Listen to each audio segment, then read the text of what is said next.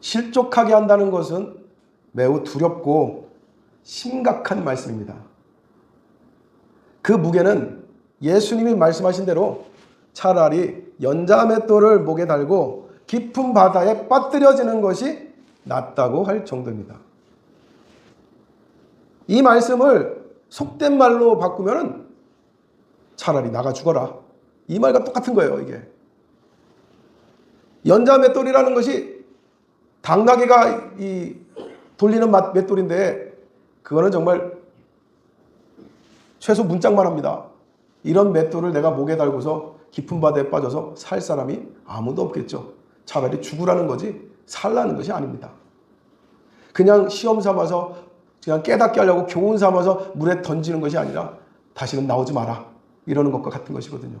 그러니 실족하게 한다라는 그 말은 우리가 그리스도인들로서 매우 두려워해야 될 그런 말이라 할 것입니다. 성서에서 말하는 것은 우리도 말하고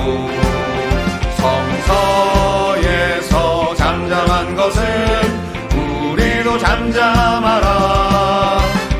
분열된 한국교회 어둠 속에 참빛 비추는 환원의 깃발 아래 전진한다. 그리스도의 교회 환원 신약교회로 환원. 말 그대로 실족하게 한다는 것은 뭐예요? 넘어뜨린다는 거죠. 넘어뜨린다는 거예요. 실족, 발이 헛나가게 한다. 이런 뜻이거든요. 이 원어도 살펴보니까 원어가 이제 헬라어거든요.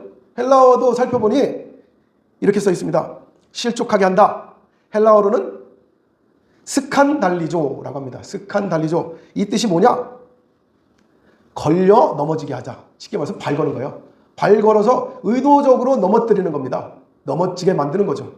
또 두 번째 뜻이 있는데 죄에 빠뜨리다 라는 것입니다.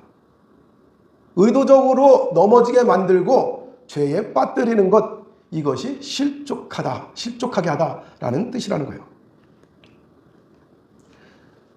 아직 믿음이 어리고 연약한 사람을 유혹하고 죄에 빠지게 만드는 행위, 이것이 바로 실족해 하다라는 것입니다. 그리고 그와 같이 하는 이유, 왜 그런 일을 벌일까? 그 동기는 바로 교만입니다. 교만. 오늘 선포한 말씀 10절에서 뭐라고 하셨냐면은 삼가 이 작은 자 중에 하나도 업신여기지 말라 그랬거든요. 왜 넘어지게 만드느냐? 그 사람을 업신여겨서 넘어지게 만든다는 거예요. 그 사람을 깔본다는 거예요. 얕본다는 거예요. 흔히 사기꾼들이 그런 말을 합니다. 속은 사람들에게 속은 게 바보지 이렇게 말을 하거든요. 똑같은 거예요. 사람을 넘어지게 만들고서는 넘어지는 게 부족한 거지, 넘어지는 게 한심한 거지, 이렇게 말하는 것과 같다는 거예요. 그런 사람들은 사람들을 실족하게 만들고서는 아무렇지도 않게 살아간다는 것입니다. 하나님은 믿음이 연약한 사람들을 귀하게 여기시고 그들을 보호하신다는 것을 이 마지막 말씀에서 가르쳐주고 계십니다. 그들의 천사들이 하늘에서 하늘에 계신 내 아버지의 얼굴을 항상 배웁느니라. 사람마다 돕는 천사를 하나님께서 붙여놓으셨다는 거예요. 그래서 그 붙여놓으신 천사들이 내가 맡아있는 영혼이 실족하는 것을 볼 때 그것을 누가 고발하느냐? 천사가 하나님께 고발한다는 거예요. 그래서 다른 사람은 아무도 모르겠지. 사람은 모를 수 있습니다. 그러나 하나님은 아신다라는 것이죠. 그러므로 함부로 사람을 넘어지게 하지 말라. 사람을 넘어지게 하려고 뭔가 암초를 두지 말라. 이런 뜻입니다.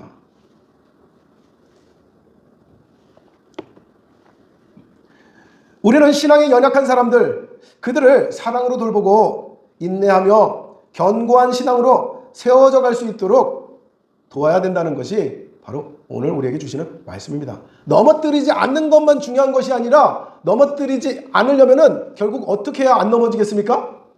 넘어지지 않을 만큼 견고하게 서야 안 넘어지는 것이죠.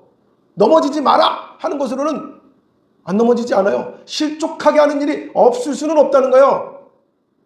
그러나 넘어지더라도 다시 일어설 수 있도록, 또 넘어질까 하더라도 그 넘어지는 것을 무엇인가를 탁 붙잡고 넘어지지 않을 수 있도록 그렇게 견고히 세워져 가야 되는 것, 그것을 예수님은 역설적으로 말씀하고 있는 겁니다.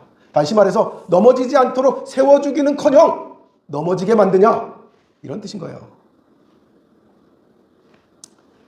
그러므로 우리가 이 말씀을 통해서 깨달아야 될 것은 넘어지지 않게 하는 것, 넘어뜨리지 않는 것만 우리가 생각할 것이 아니라 넘어지지 않도록 견고한 신앙이 세워져 가게 하는 것, 이것 또한 중요하다는 겁니다. 그러면 교회에서 사람들로 하여금 넘어지지 않도록, 유혹에 넘어지지 않고 암초에 넘어지지 않도록, 시험 들지 않도록 견고하게 믿음을 세우는 방법 무엇일까요?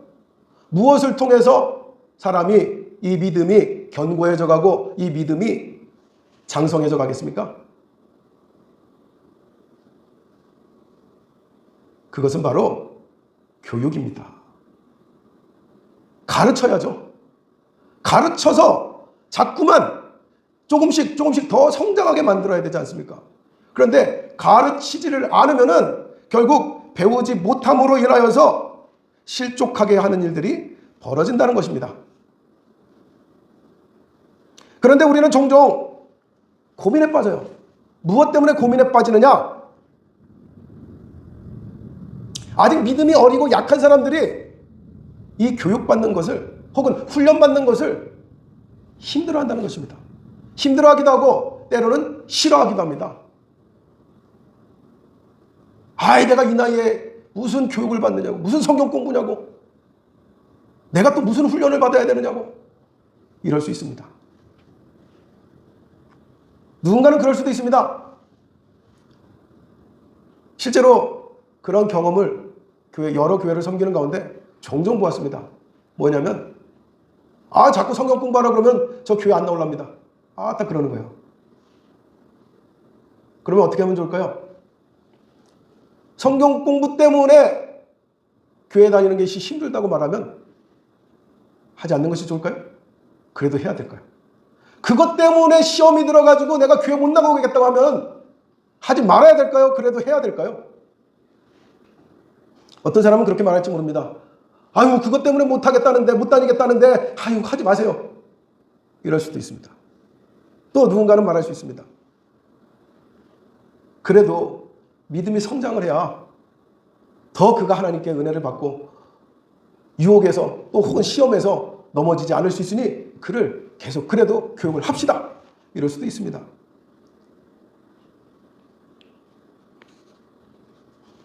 사실 믿음이 연약한 사람들을 성장시키고 성숙하도록 돕는 것은 성경적으로 매우 중요한 사역입니다. 여러분들 기억하십니까? 교회가 해야 되는 5가지 일이 있습니다. 교회가 해야 되는 5가지 일. 제일 첫 번째가 무엇입니까? 교회가 해야 되는 5가지 일.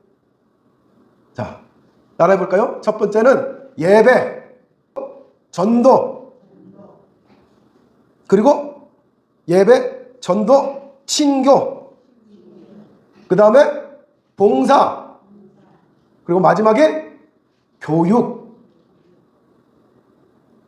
이것은 교회가 해야 되는 5가지 사명입니다. 이 5가지 사명을 감당하지 못할 때 교회는 성장하지 못하고 점점점 퇴보해서 결국 시험에 들 수밖에 없습니다. 시험에 들지 않고 교회가 견고히 세워져 가기 위해서는 이 5가지가 지속적으로 있어야만 하는 거예요. 지속적으로. 다 한다고, 내가 이미 한번 예배 뜨겁게 드렸다고 다시 예배 안 드리면 믿음이 자랄까요? 봉사 안 하고 그냥 교회만 왔다 갔다 하면 믿음이 자랄까요? 전도 안 하면 믿음이 자랄까요? 교육도 안 하면 믿음이 자랄까요? 우리가 예수를 믿기로 한 그 순간에 우리의 믿음은 완성된 것이 아닙니다. 전에도 말씀드렸지만 우리는 뭐 하고 있는 중이라고요? 공사 중이라고요. 공사 중이에요. 우리는 완성된 믿음이 아니에요. 우리의 믿음은 언제 완성이 됩니까? 우리의 믿음은 하늘나라에서 완성이 되는 거예요. 하늘나라에 가기까지 우리의 믿음을 계속 완성해 가는 과정인 거죠. 그런데 내가 그 완성해 가기를 멈춘다면 내 믿음은 결국은 시험을 받아서 넘어지고 유혹을 받아서 넘어지고 결국은 하나님 앞에 온전한 믿음으로 세워져 가지 못하게 될 것입니다. 그래서 교회의 5가지 요소는 가장 기본적이고 가장 근본적인 요소라고 가르쳐주고 있는 것입니다.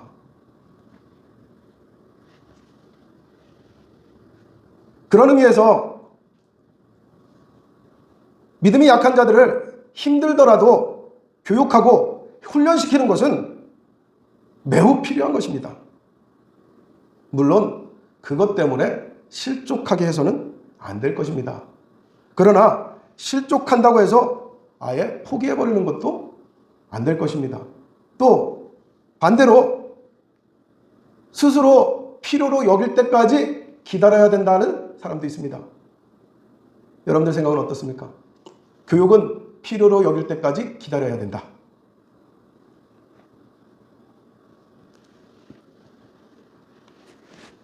이 필요할 때까지 기다린다는 것이 사실은 굉장히 무책임한 말입니다.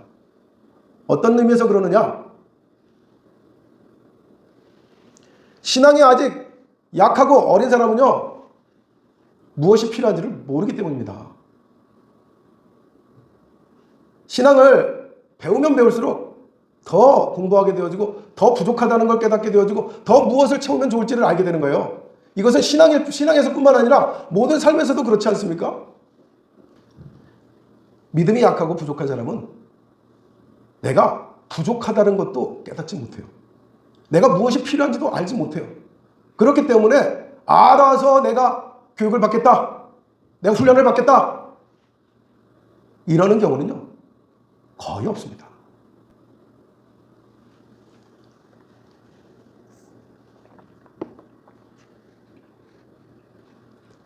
성경에서 말씀하시는 실족하게 한다는 것은요, 단순히 누군가가 불편함을 느끼거나 마음이 상한다는 뜻이 아니에요. 여기서 말하는 실족하게 한다는 것은요, 결국 믿음이 무너지게 만든다는 것입니다.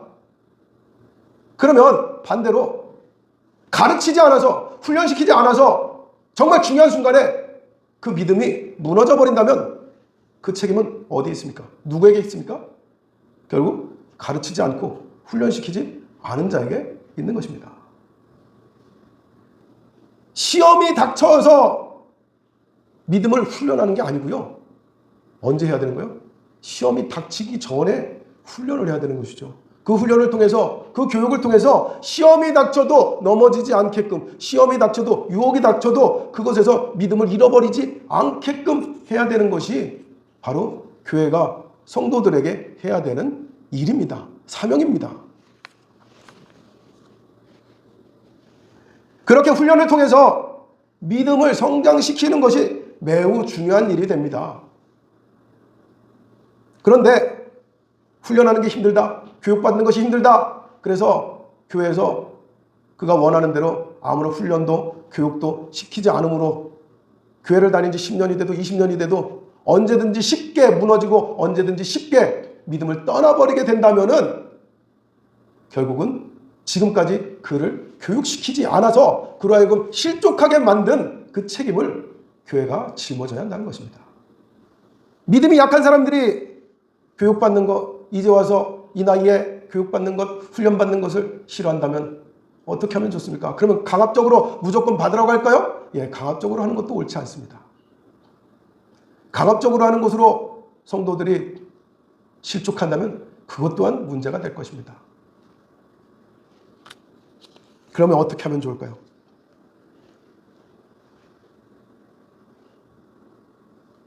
그래서 포기하는 것이 아니라, 그렇기 때문에 믿음이 약한 사람들을 위해서 믿음이 좀 더 성숙한 사람들이 도와야 되는 것이죠.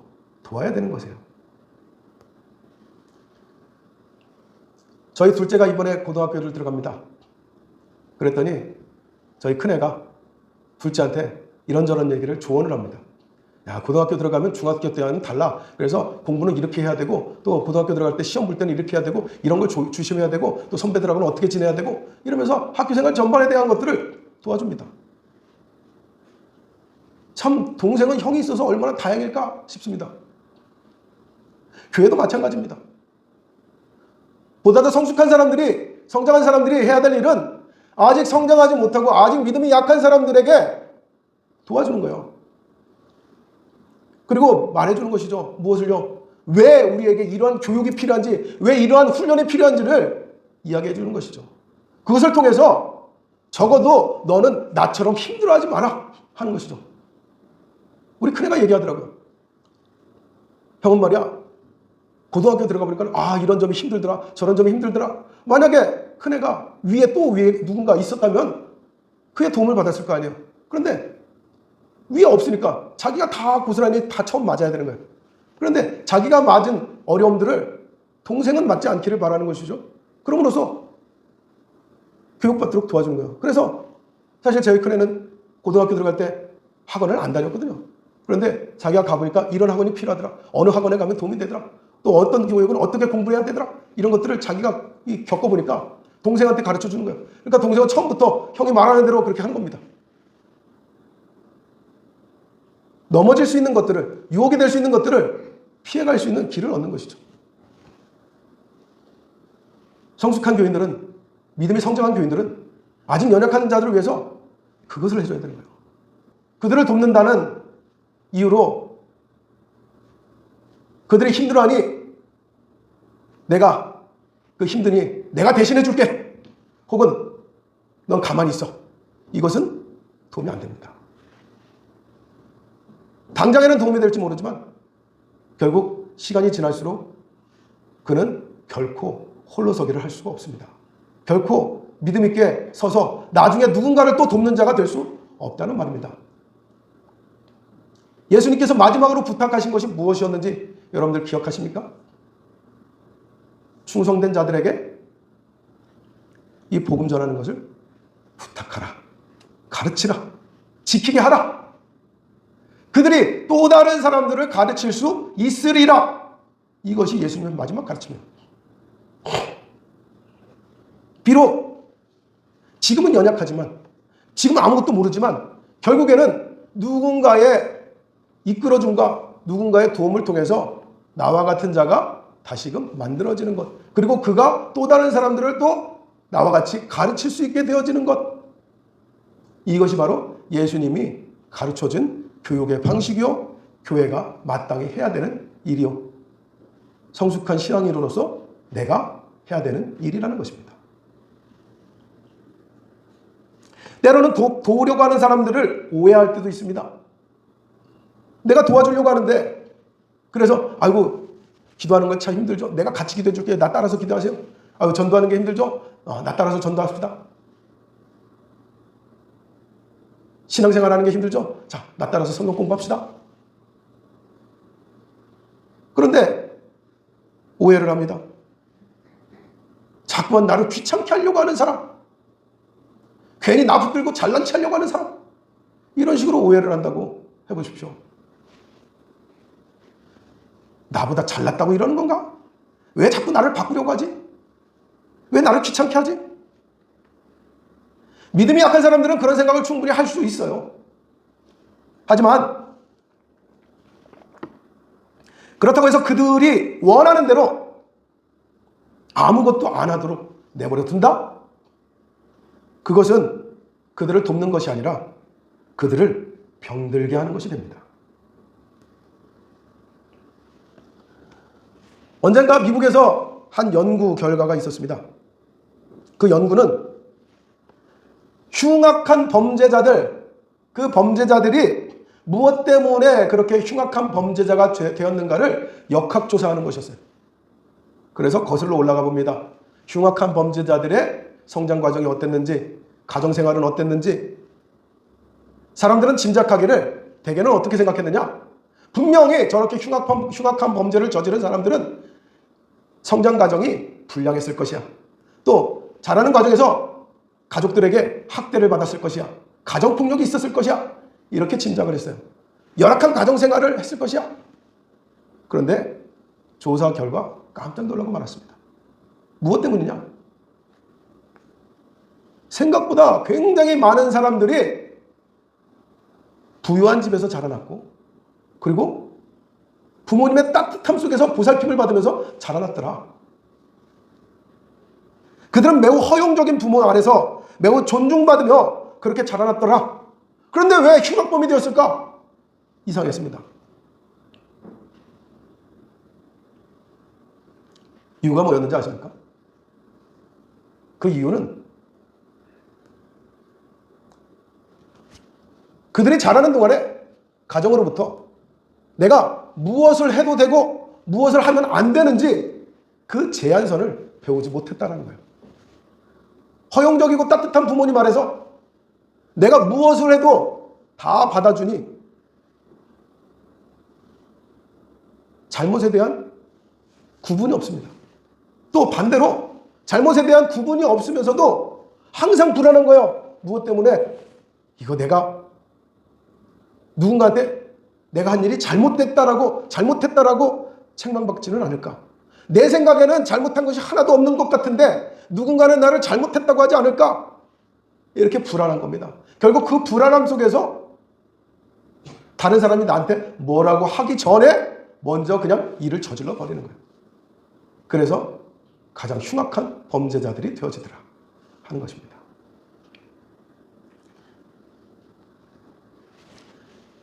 그러므로 사랑과 아낌은 무조건 허용하고 보호하는 것이 최선이 아니라 결국 성숙하게 되어지도록 교육하고 훈련하는 것이 반드시 있어야 하더라 하는 것이죠. 교회는 이 사실을 잊어서는 안 됩니다. 믿음이 성장하는 데는 시간이 걸립니다. 그리고 많은 사람들이 옆에서 그를 돕지 않으면 안 됩니다. 때로는 오해를 받을 수도 있고 반발심을 일으킬 수도 있습니다. 그럼에도 불구하고 보다 더 성숙한 사람들이 아직 연약하고 부족한 사람들에게 달래주고 친절히 가르쳐주고 그 마음이 불안하지 않도록 함께하면서 기도 속에서 하나님이 역사하시기를 기다리는 믿음의 자세가 필요합니다. 다만 그렇다고 무작정 기다리는 것은 바람직하지 않습니다. 무작정 기다리는 것은 실제로는 아무것도 하지 않는 것과 같습니다. 믿음이 약한 성도들이 힘들어하고 싫어할까 봐 그들이 원하는 대로 하는 것이야말로 그들을 실족하게 하는 결과를 만든다는 것을 우리는 다시 한번 깨달아야 할 것입니다. 실족하게 하는 것은 당장에 실족하게 하는 것도 문제지만 결국 실족할 수밖에 없도록 아무것도 하지 않는 것 또한 실족하게 하는 것이라는 것을 우리는 깨달아야 할 것입니다. 고린도전서 3장 13절에서 둘이 각 사람의 공적이 어떠한 것을 시험할 것이다 라고 했습니다. 그리고 15절에서는 누구든지 이 공적이 불타면 해를 받으리니 라고 말씀하고 있습니다. 우리는 언젠가 불과 같은 시험을 맞을 수밖에 없습니다. 그러나 그 불과 같은 시험을 맞을 때에 우리의 믿음이 다 타버리고 믿음 없는 자와 같이 될 것이 아니라 그럼에도 불구하고 견고하게 금과 같이 보석과 같이 믿음이 남을 수 있도록 어떤 불의 시련에도 다 없어지지 않을 수 있는 정금과 같은 순금과 같은 그런 믿음이 우리에게 있어질 수 있도록 또 우리 성도들에게 그런 믿음이 자리할 수 있도록 훈련하고 가르쳐야 될 책임과 사명이 우리에게 있음을 우리는 깨달아야 할 것입니다. 교회는 성도들이 잠시 힘들어할 것만 생각하기보다는 그들이 사탄의 시험과 유혹을 통해서 믿음이 파손되지 아니하도록 도와야 할 것입니다.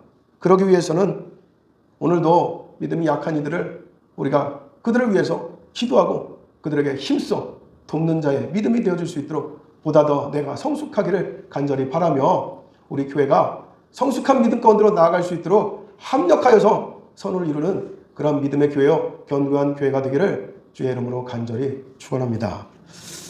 우리 함께 기도하겠습니다.